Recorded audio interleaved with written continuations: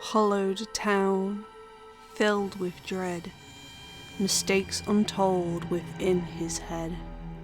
The price unpaid, he calls his name, Cthulu, come and take this day. Hello, my name is 𝙈𝙎𝙀, and this is my take on the Impossible Shell Challenge. Today my friend PandaLemonTart has challenged me to do something with this shell, and here's my idea. With the shell already given floating island kind of vibes, I wanted to work with that, magic. And what's more magical than our great Lord Cthulhu? I thought, what could represent Cthulhu better? And I thought, tentacles. Tentacles ascending from the heavens, the unknown space, to strike terror upon the lowly populace. So that's what I went with. First things first, I needed to make the portals and the tentacles that were going to come out. Originally I did have some decals that I had designed beforehand, but after trial and error I realised A, they were too small, and B, Roblox did not give them justice and decided the quality that I had originally had should look like this. All that for nothing. Getting back to the build, I started to work on the tentacles. I needed to at least produce one, as this was going to be the main focus in my build. It took a little while, but I finally came up with something I liked. After all it took was a few cylinder blocks and quite a bit of rotation. Thank God we have the transformation tool, because I would have been cooked. After fiddling around with the way it was meant to be positioned, I decided to get the portal ready, where I would want them to start ascending from the heavens and terrorizing this poor little town.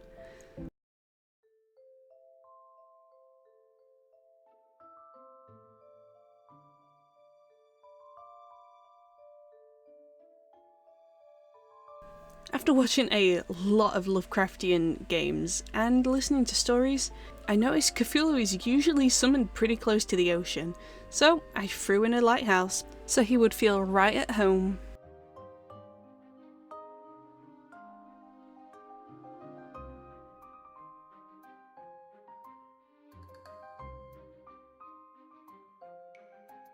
I also decided that I would like to have a gradient on the tentacles, kind of give them a little more flair.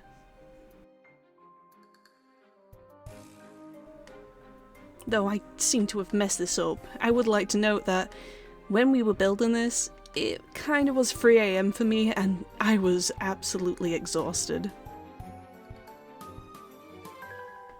While looking over my build, I felt like there just wasn't enough happening. So I decided to add another tentacle because, well, more the merrier. In most builds that I do, I always tend to do this trick, where I'll get a structure and add bricks that stick out. I feel like it gives a good volume to the building. When building, I notice it's really good to add more shapes to it. It brings it to life and it feels more interactive, more realistic than a flat surface brick that's not gonna cut it. Another tip if you're planning to make a more rundown build, if you use the large dirt piles, colour those black, and then get some structure beams, usually the planks, you can make it look like there's some holes in roofs, and it gives a really convincing look that there's a hole in the roof. When it comes to working on the colour palette and the textures, I needed it to be more on the grayscale. Dull colours, and the only thing that should be really popping in this build was the portals, the tentacles, and the flowers that I would add later to really give it the mystical and magical vibe.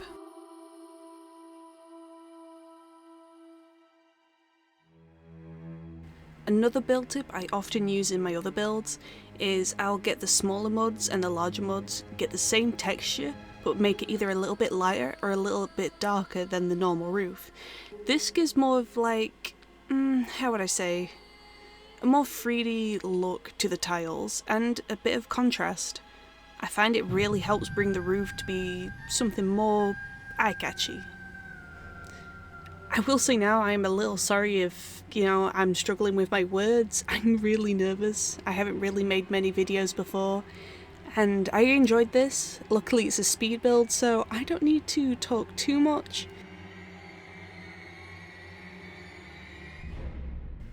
Something I often do when I'm trying to build plots, but I need it to look more grand, maybe feel bigger, I'll add decoy houses, which only really look good from the outside. They'll have nothing inside, and to avoid people seeing that there's nothing inside, I'll use the big light and then just make it whatever colour I need it to be, which is why I used here to hide the interiors but also give a magical vibe.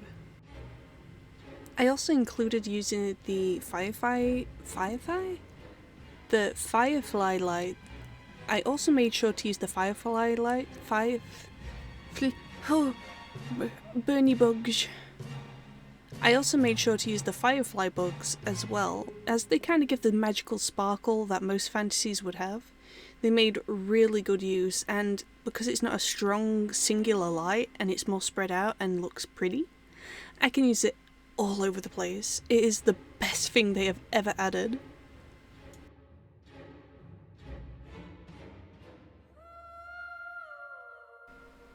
Here I was starting to plan out what I was going to do with the top room, because I noticed this has got quite a bit of big space and I want to make use of this. You know, this could be the winning point for me. So I decided to add a little office, a research room. Maybe someone in the village had decided, you know what this village needs? You know what's going to get the tourists here? Cthulu. Tentacles from portals. That's it, that's our business, people. So I made the room for him. Though it does seem I kind of went off topic pretty quick and decided I need more details on my house. I'm not gonna lie, when I build, I am all over the place. It's why I have no idea how I'm gonna record like tutorials, because I can't focus on doing one thing at a time, and I tend to wander in the other direction. I am rather unpredictable.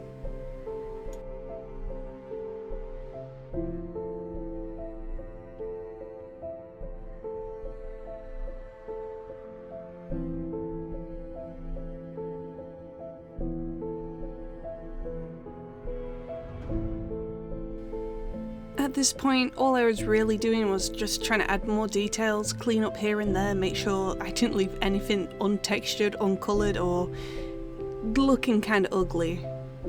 Eventually though, I did realise I should probably get back to sorting out that room up there. At least after I sorted these lights out.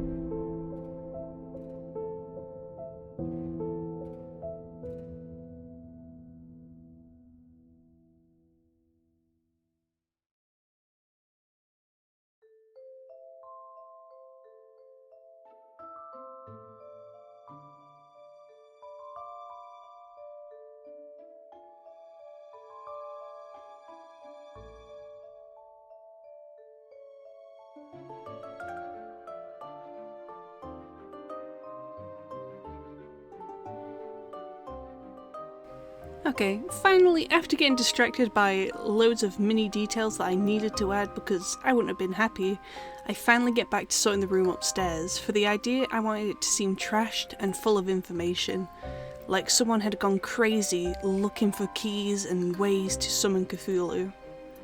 But I had to make sure it felt run down with the rest of the village. I wanted it to be a centre focus, but at the same time it needed to fit the ruined aesthetic. So I added loads of books, and I planned to have loads of paper, skulls, and honestly anything that seemed a little bit creepy in this build.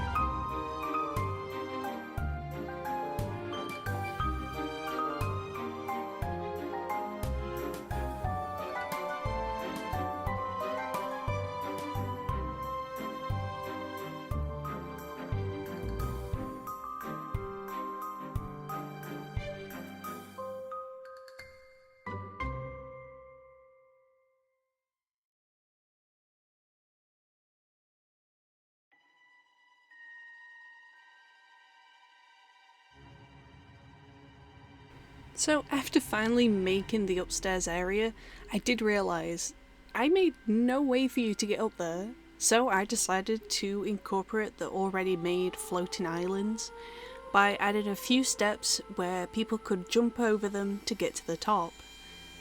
I also made some to go across the void because who wants to really risk falling in there?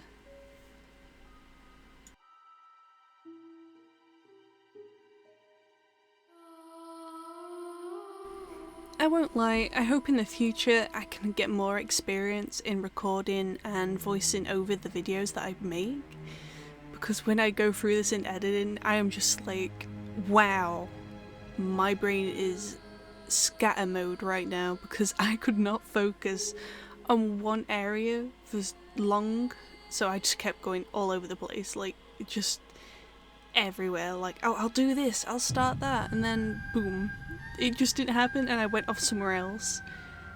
Hopefully I can pick up some tips from my friend Panda and I can improve over time, so I am sorry that, you know, maybe my voice isn't lining up to what's happening in the video, or I'm just going super fast and I'm confusing everyone. I'm about to say, I swear, I promise, I'll learn, I will, I swear. But anyway, back to the video. I was back in the office. I was making sure to get the details. I wanted the lighting to seem right. The pink window leading into the chaos of the outside made the room feel so much more intense. I also had to make sure when you were going up there, you got the feeling of this is an old building, and you know, you got the sense of who was in here. I even added a little wine glass, well, wine bottle, trying to figure out how best to portray that, because I was like, I don't know how I'm gonna do this. But it came out pretty alright. I tried to put a top on it, but I was like, nah, take that off. This guy clearly needs a drink. He did kind of summon the end of days, our great and Lord powerful Cthulu. I also wanted to add a bit of story in the back by adding like trinkets. I also added some sticky notes, if I remember correctly, some decals of just weird stuff, you know. This guy's been looking for a real long time to get this guy out and blah, blah, blah, blah, blah, blah. Sorry, I'm also recording this while it's late again because sleep schedule? I think not.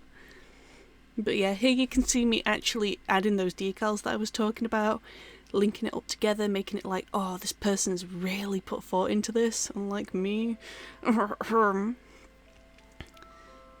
But yeah, I was finally happy with it. I was starting to add more details, just going over the build in general, making sure I didn't miss anything. You know, I want people to be like, ooh, detailed, spooky. I couldn't help as well getting glimpses of other contestants' builds in the back, especially sort of like Vnut's koi fish. And I was like, oh damn, oh god. And I was starting to get really nervous. I'm like, is mine going to be enough? Have I gone like just too relaxed on this? I was like, oh my god, I need to add more details. So I started to panic, and this is where I started adding the flowers. I started adding vines where I could. I made it feel as mystical as possible, which honestly, these flowers are the best thing ever. They look so good, and like you could put them in any build and it just makes it feel more lively. It don't feel as stale as the actual Bloxburg map, which, my lord, I cannot wait till we get a new one. Like, please. Well, it's the end of the video. What do you guys like about how I designed my shell? Do you like the idea that I had for a mystical Cthulhu theme with tentacles?